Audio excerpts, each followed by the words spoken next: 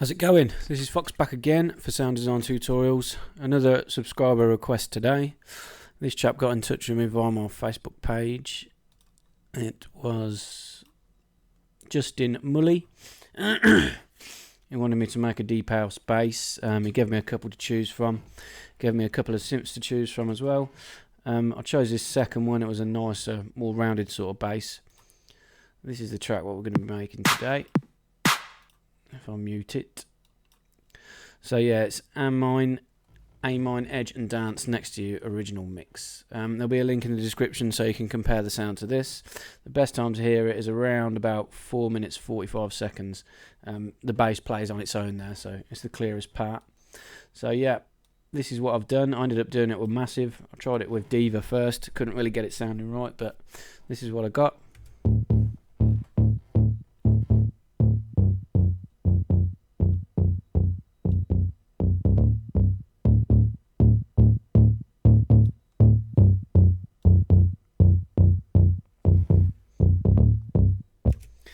So yeah, we're going to show you how I made this. I'll say quickly, if you do want me to make any sounds, get in touch with me via my Facebook page. It's loads easier for me to go back and remember them. I've had a lot of people commenting on videos lately. I'm getting hundreds of emails a day at the minute. Comments and stuff are really taking off.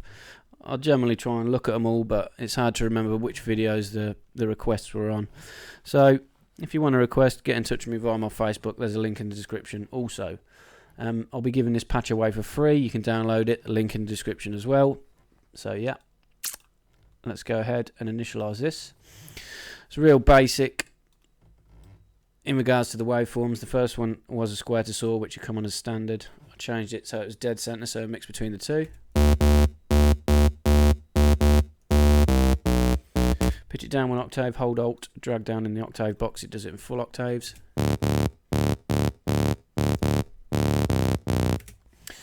Route everything to filter 1, all 3 oscillators, keep it in series mode so it goes into filter 1 before it goes into filter 2. We're not going to be using filter 2 anyway, but I always do that, push it to the top. Turn filter 2 off, keep the mix on the top so everything's coming out of filter 1.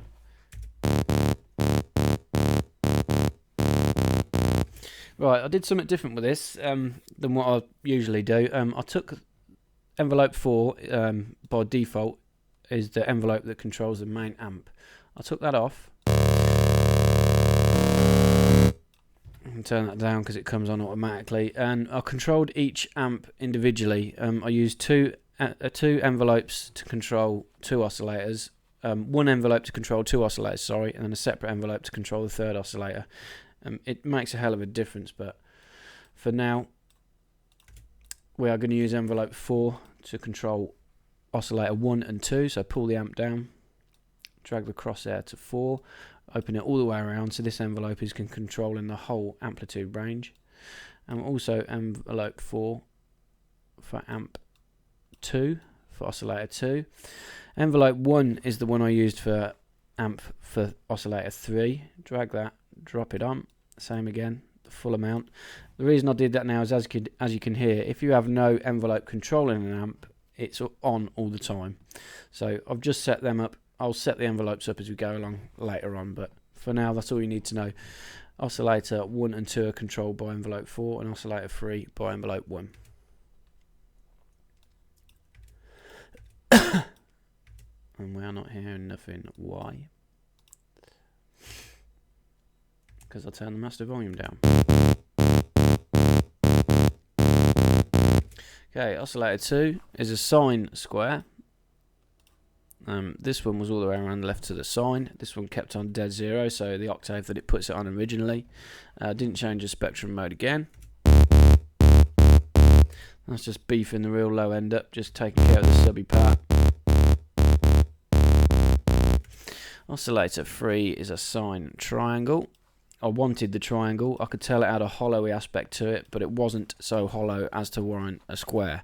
Triangles, you'll get used to it the more you do synthesis to what sounds have what waveforms in. It's really easy on this deep house ones, for me personally, to pick out what they've got in them. Triangle is a subby yet hollow sound. So yeah, I had it pushed round to mostly way to the triangle, but part of a sine wave. and I pitch this one up +7 semitones to give it sort of a miniature chorded sound.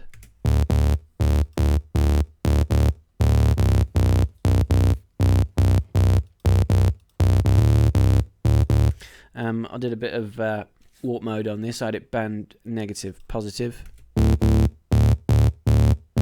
Pushed it to the left, so I was squeezing it around about 10 o'clock on a clock dial. Really raspy at the minute, doesn't sound nothing like the sound what we had earlier. It's all about the control with the filter, as always on a deep house bass. I'm going to go ahead and set these envelopes up now so you can get the gist of what it sounded like. I'll tell you what I'll do, I'll put envelope 4 on all of them for now, and I'll set that envelope up. It was quite a plucky envelope, as you can imagine. Didn't want much getting through. Pull the level down to dead zero, so the decay knob is now controlling how long the tail is.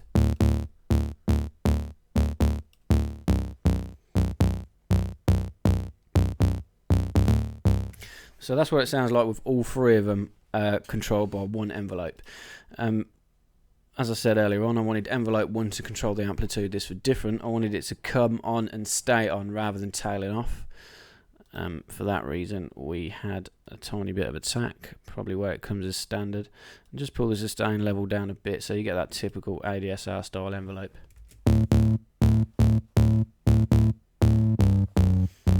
Change it for 4 again. Back to 1. So you got that hollow-ish sound at the end of the notes. While oscillators 1 and 2 are tailing off quite quick with that short decay, oscillator 3 is staying on, so you're hearing that hollow subby part of the triangle that I said earlier. Perfect for deep house basses. Just need to keep watching this. Keeps clipping.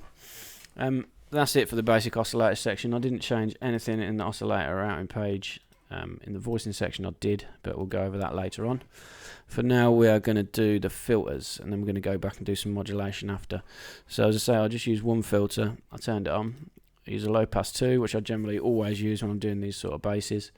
There's 2 ways you can do a pluck. I've said this many times before. When you're doing a deep house bass, you can have the filter closed and have a snappy envelope to open it and then close it back. Or, how I did this one, you can have the filter at starting position there on a low pass filter, and I'm going to use an envelope to close it up slowly using the attack time. The envelope I chose for that was 2. Didn't want it all the way shut, about 9 o'clock on a clock dial. And the attack time, this is very, very specific, this attack time. I'm going to have to play with this until I get it where I want. Just give it full sustain level so when it gets closed it stays there. Too much drowns the sound out.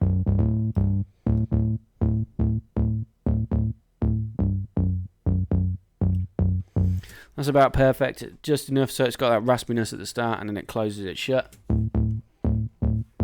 We want to set trigger 0 reset for all of these envelopes. That is important. Every time a new note's pressed, we want them to restart at the start of the envelope to start over their cycle again.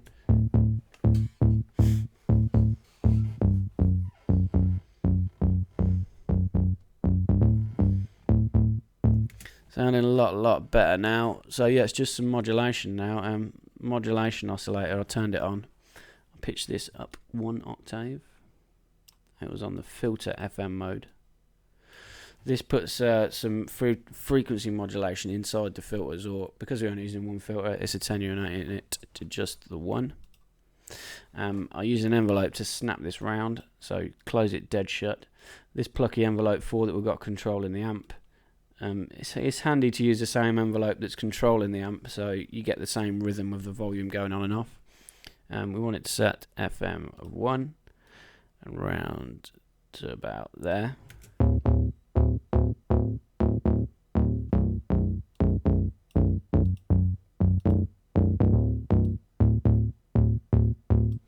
Just adding a little bit more rasp. Actually, that's set to filter 2. Which means I did originally have 2 filters set up. I had another low pass filter doing a cut off the other way to try and get it a little bit more raspy, and at that point I'd introduce this modulation, but it's set to filter 2, so we don't actually need that, so cancel that, set everything back to 0 so you don't get confused. So yeah, no modulation oscillator at all.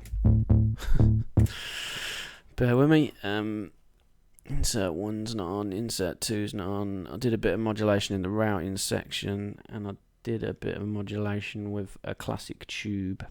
Classic tube, turn it on. Try wet of about 10 o'clock.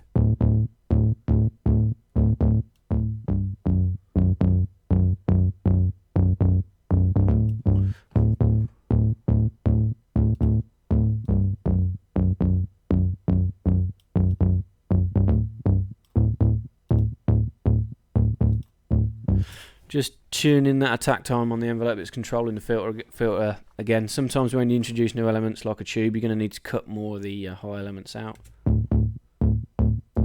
Sounds a lot better. I did a bit of EQing just to boost the lows, quite heavy on the boost, around about 2 o'clock, and I aimed it towards the low mids.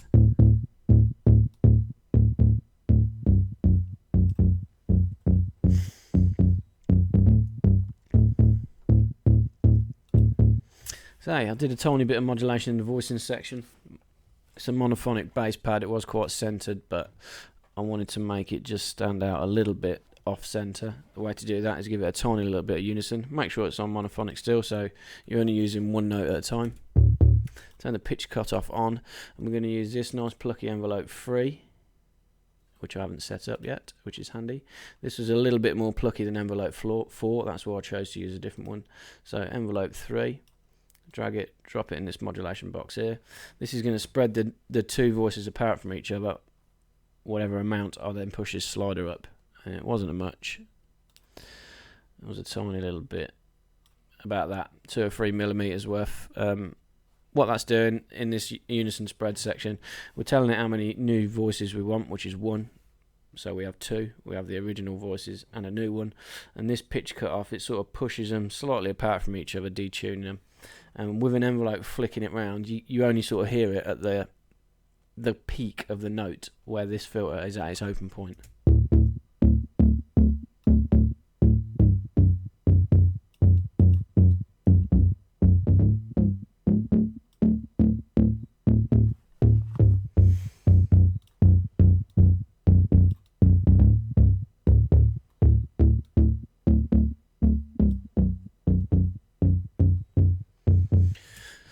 I think that's it. Yep. Oh, I added a macro knob myself. We can use macro knob 2. I called this grit. I like to do this when I make patches myself, and I assign this just to open the filter up a tiny bit and also give it a tiny bit of resonance. If you want to grit it up a bit, open the filter up a little bit wider with this. Too much resonance.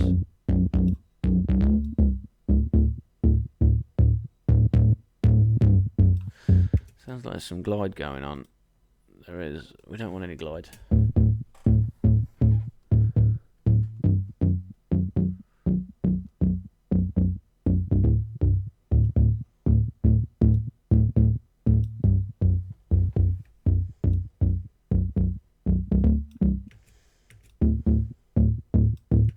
That's it. I talk about a bit of processing out. I was just slightly boosting around about 300 Hertz, and I did a cut about 1K. It's quite common in deep house basses. This is.